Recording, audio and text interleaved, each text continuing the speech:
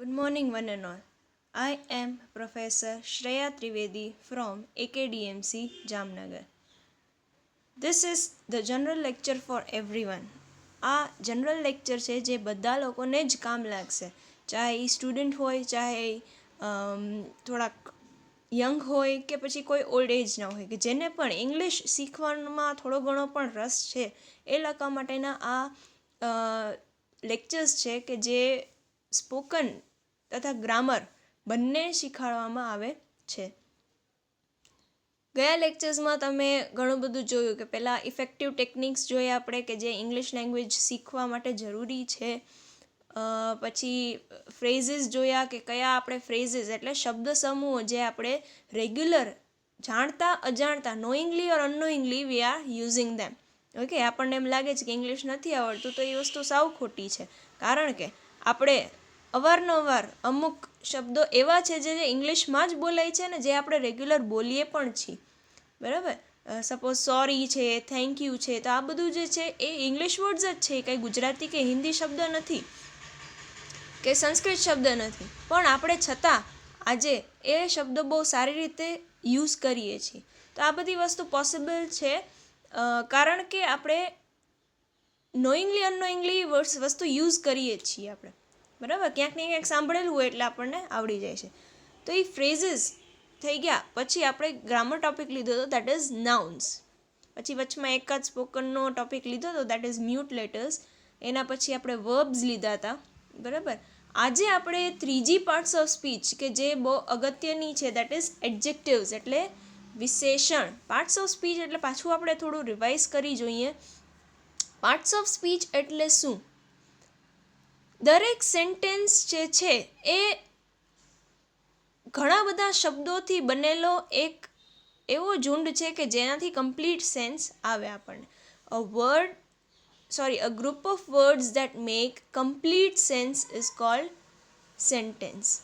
બરાબર, તો આ શબ્દો જે છે, ઘણા બધા શબ્દો હોય, બધાનું એક જ કાર્ય ન હોય, એટલે કાર્યના હિસાબે એને આગળ ક્લાસિફાય કરવામાં આવ્યા છે ડિફરન્ટ ક્લાસીસમાં.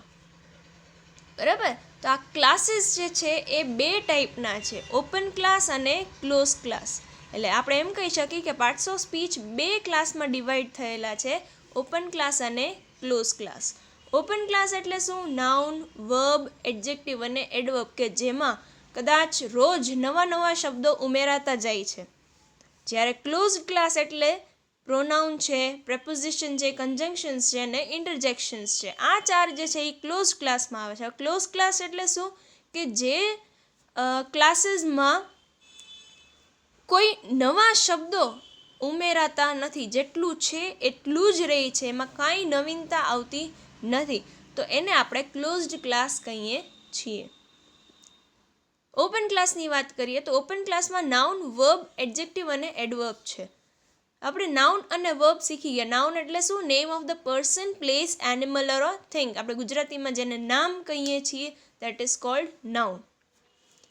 એની પછી આપણે વર્બ્સ શીખા. વર્બ્સ એટલે ક્રિયાપદ, કે જે સેન્ટેન્સમાં જે શબ્દ ક્રિયા દર્શાવતું હોય એને આપણે ક્રિયાપદ કહીએ છીએ. હવે આપણે ત્રીજું જે છે તે લઈએ છીએ, દેટ ઇઝ એડજેક્ટિવ્સ. એડજેક્ટિવ્સ એટલે વિશેષણ, જેને આપણે ગુજરાતીમાં વિશેષણ કહીએ છીએ. Adjective is a word that adds to the meaning of a noun. નાઉનની એટલે કે નામની વિશેષતા દર્શાવે છે જે શબ્દ, એને આપણે એડજેક્ટિવ કહીએ છીએ. બરાબર, સપોઝ આપણે એમ કહીએ Rohan is a good boy. Rohan છોકરો છે એ તો બધાને ખબર, પણ કેવો છોકરો છે તો કે ગુડ બોય છે. તો આ જે બોયની વિશેષતા દેખાડી છે દેટ ઇઝ ગુડ, કે બહુ સારો છોકરો છે, that is adjective. Look at those birds. આમાં ધોઝ જે છે એ એડજેક્ટિવ છે, કે ત્યાં જો ઓલા પંખી બેઠા છે ને, લુક એટ બર્ડ્સ આપણે એમ પણ કહીએ છીએ, પણ ના, સ્પેસિફિક કહે છે કે લુક એટ ધોઝ બર્ડ્સ, એટલે ધોઝ જે છે એ એડજેક્ટિવ છે. I don't like red rose. બરાબર, રોઝ નથી ગમતું, પણ સ્પેસિફિકલી ક્યું નથી ગમતું? તો કે રેડ રોઝ. રોઝની એ પાછી વિશેષતા છે કે રેડ રોઝ જ નથી ગમતું. ક્લિયર? એટલે આવા છે અમુક. સપોઝ આપણે એમ કહું બ્યુટિફુલ વેધર. બરાબર, તો વેધર એટલે આપણે આમ જોવા જઈએ તો હવામાન, બરાબર. તો બહુ સારું હવામાન તાપમાન છે આપણે એમ કહી શકીએ. એટલે શું? બ્યુટિફુલ. એટલે બ્યુટિફુલ જે છે એ એડજેક્ટિવ છે. એવા ઘણા બધા વિશેષણો આપણે જોઈ શકીએ છીએ. શી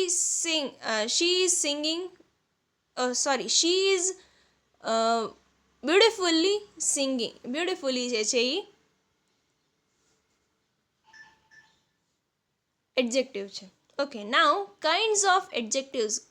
વિશેષણોના પ્રકારો. અકોર્ડિંગ ટુ ઇંગ્લિશ ગ્રામર, વિશેષણોના પ્રકારો શું છે?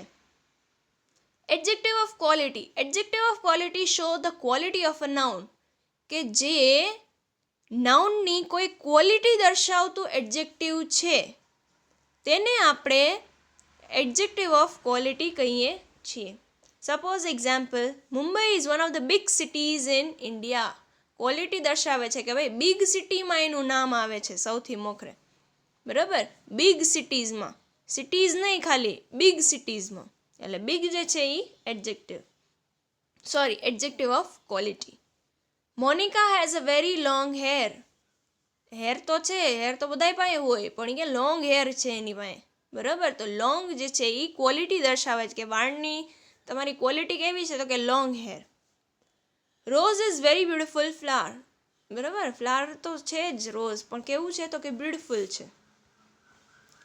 પછી છે adjective of quantity. Adjective of quantity shows the quantity of a thing. કે કોઈ વસ્તુની ક્વોન્ટિટી દર્શાવી હોય, નાઉનની કોઈ ક્વોન્ટિટી દર્શાવી હોય, ત્યારે આપણે એડજેક્ટિવ ઓફ ક્વોન્ટિટી યુઝ કરીએ છીએ. Example, you lived up to my great expectations. કેવી એક્સપેક્ટેશન? તો બહુ હાઈ એક્સપેક્ટેશન. હાઈ છે એ પણ એડજેક્ટિવ ઓફ ક્વોન્ટિટી થાય. આમાં ગ્રેટ એક્સપેક્ટેશન્સ છે, તો ગ્રેટ જે છે એ પણ એડજેક્ટિવ ઓફ ક્વોન્ટિટી, કારણ કે ગ્રેટ અને હાઈ ઓલમોસ્ટ સિનોનિમ, એટલે કે સમાનાર્થી શબ્દો છે. I need some water to make food. થોડુંક પાણી તો જોઈએ જ ને રસોઈ બનાવવા, એટલે સમ વોટર. સમ એટલે થોડું. Sufficient wealth is needed for a living. થોડું ઘણું તો ધન હોવું જ જોઈએ આપણે જીવન જરૂરિયાતનું, બરાબર. સફિશિયન્ટ એટલે થોડું ઘણું, જરૂરિયાત પૂરતું તો હોવું જ જોઈએ. તો આ છે એ એડજેક્ટિવ ઓફ ક્વોન્ટિટી છે. Then comes adjective of number. Adjective of number shows the number or order of a person or a thing. શું કોઈ નંબર દર્શાવે છે કે કોઈ એનો ઓર્ડર દર્શાવે છે, ત્યારે આપણે એને એડજેક્ટિવ ઓફ નંબર તરીકે ઓળખી શકીએ છીએ. Today we can see several cases of corona in our city. Several, ઘણા બધા કેસ છે. નંબર આમ જોવા જાવ તો નંબર જ કહેવાય ને, કે ભાઈ સેવરલ કેસીસ છે. 5 girls from our class are taking part in our annual function. કેટલી છોકરીઓ? તો કે 5 છોકરીઓ. ફિક્સ છે, 5 છોકરીઓ જ અમારા ક્લાસમાંથી એન્યુઅલ ફંક્શનમાં ભાગ લેવાની છે. In our library we have enough books to get the material. Enough books. અમારા લાઇબ્રેરીમાં પૂરતી બુક્સ અવેલેબલ છે જેનાથી અમે મટીરિયલ બનાવી શકીએ. ઇનફ એટલે પૂરતું. Adjective of demonstration. Adjective of demonstration points out the person or a thing. એક ચોક્કસ પોઈન્ટ આઉટ કરીને કોઈ નામ દર્શાવવામાં આવેલું હોય ત્યારે આપણે એડજેક્ટિવ ઓફ ડેમોન્સ્ટ્રેશન જોઈ શકીએ છીએ. Such movies are one time watch only. Such movies specifically કીધું કે આવી મૂવીઝ જે છે એ એકાદ વાર જોવા લાયક જ છે, તો such movies. These toys are dangerous for kids. These toys એટલે કે આવા રમકડા છોકરાઓ માટે નુકસાનકારક છે.